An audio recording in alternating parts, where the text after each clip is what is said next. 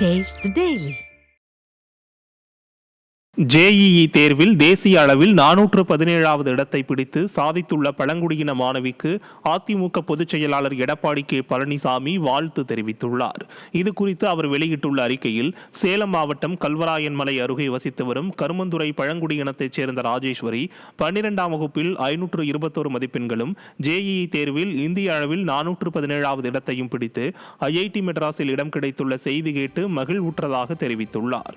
மேலும் மாணவி ராஜேஸ்வரிக்கு தனது இதயங்கனிந்த வாழ்த்துக்கள் என்றும், தனது தந்தையாரை இழந்த நிலையிலும் ராஜேஸ்வரி உழைத்து பெற்றுள்ள இந்த வெற்றி மெச்சத்தக்கது என்றும் அதிமுக பொதுச் செயலாளர் எடப்பாடி கே பழனிசாமி புகழாரம் சூட்டியுள்ளார்.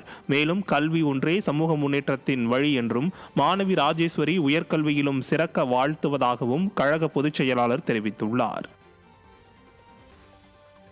சென்னை வேளச்சேரியில் சாலையில் சென்று கொண்டிருந்த அரசு பேருந்தின் டயர் பள்ளத்தில் சிக்கியதால் அப்பகுதியில் போக்குவரத்து நெரிசல் ஏற்பட்டது.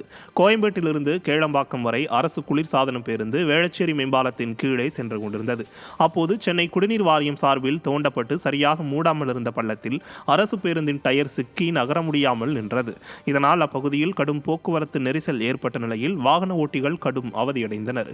கழிவுநீர் கால்வாய் அமைக்க தோண்டப்பட்ட பள்ளத்தை விடியா ஸ்டாலின் அரசின் அதிகாரிகள் சரிவர மூடாததால் பேருந்தின் டயர் சிக்கியதாக பொதுமக்கள் குற்றம் சாட்டியுள்ளனர்.